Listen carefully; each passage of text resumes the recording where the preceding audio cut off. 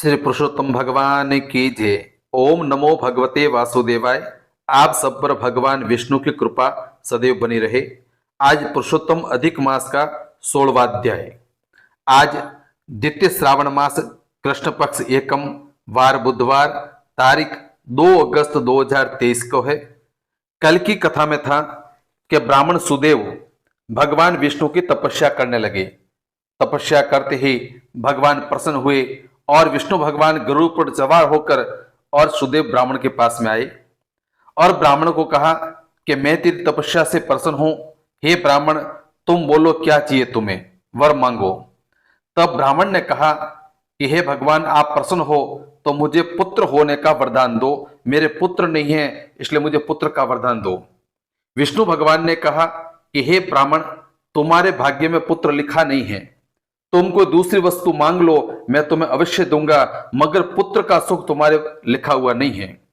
तब ब्राह्मण जमीन पर पड़ गया और रोने लगा, विलाप करने लगा, और उसकी पत्नी है वो भी रोने लगी। इस प्रकार से ब्राह्मण और ब्राह्मणी रोने लगे। तब गरुड़ जी को दया आ गई। गरुड़ जी ने भगवान विष्णु को कहा कि हे प्रभु, आप सब कुछ देने वाले हैं, 3 लोकों के ज्ञाता हैं, आप सब कुछ कर सकते हैं, तो इस ब्राह्मण को भी आप पुत्र दे दीजिए। तब विष्णु भगवान ने गरुड़ जी को कहा कि हे पक्षी श्रेष्ठ, तुम ही इन्हें एक पुत्र शीघ्र दे दो। इस प्रकार से हरि के वचन से अति प्रसन्न होकर और गरुड़ ने ब्राह्मण की इच्छा अनुसार पुत्र होने का वरदान दे दिया। अब आगे की कथा है कि श्री नारायण जी बोले कि हे नारद जी, भगवान की आज्ञा पाकर गरुड़ जी उस ब्राह्मण से बोले कि हे ब्राह्मण श्रेष्ठ, जैसा भगवान ने कहा है तुम्हें 7 जन्मों तक पुत्र सुख तो नहीं था, किंतु हे तपोधन, स्वामी की आज्ञा से मैं तुम्हें पुत्र का वर देता हूं। मेरे ही अंश से तुम्हें पुत्र होगा, साथ ही तुम दोनों को उसके सुख के बाद दुख भी होगा। अब अपने मन में श्री हरि को धारण कर और सुख पूर्वक जाके रहो, संसारी सुखों का उदासीनता पूर्वक भोग करो। श्री वाल्मीकि जी बोले कि इस प्रकार पति पत्नी को वर देकर श्री हरि गरुड़ पर चढ़े और वैकुंठ को चले गए।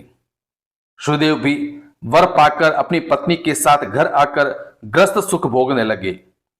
कुछ समय के बाद में गौतमी गर्भवती हुई तथा 10वें मास में गौतमी के सुंदर बालक को जन्म दिया, जिसे देख सुदेव की प्रसन्नता की सीमा न रही।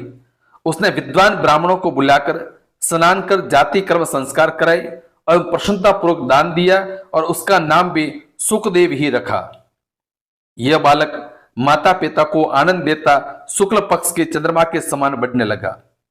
समय अनुसार पिता ने यज्ञोपवीत करा के गायत्री मंत्र की दीक्षा देकर और ब्रह्मचर्य आश्रम में उसे रखा। उस बुद्धिमान ने वेदाध्ययन प्रारंभ किया और गुरु भक्त बुद्धिमान उस बालक ने अपनी सेवा से गुरु को प्रसन्न कर लिया। एक बार ही पढ़ने से उसने सारी विद्याएं सीख ली।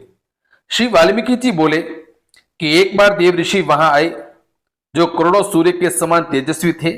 सुदेव ने उनको दंडवत प्रणाम किया और अर्घ्य पाद्यादि से पूजन कराकर उनको उत्तम आसन पर विराजमान किया। आसन पर विराजने के उपरांत ब्रह्मचारी बालक ने आकर मुनि के चरणों में गिरकर प्रणाम किया।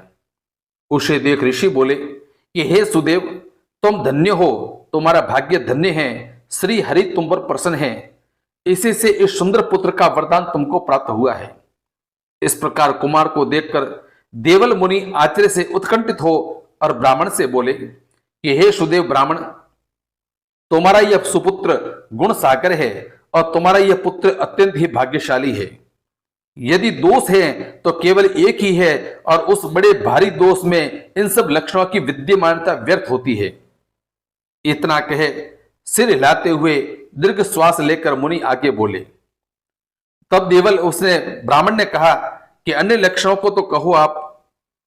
तो मुनि बोले, कहने से पूर्व पहले आयु का भी तो विचार करना आवश्यक है। आयु न होने पर अन्य लक्षणों से क्या बनता है।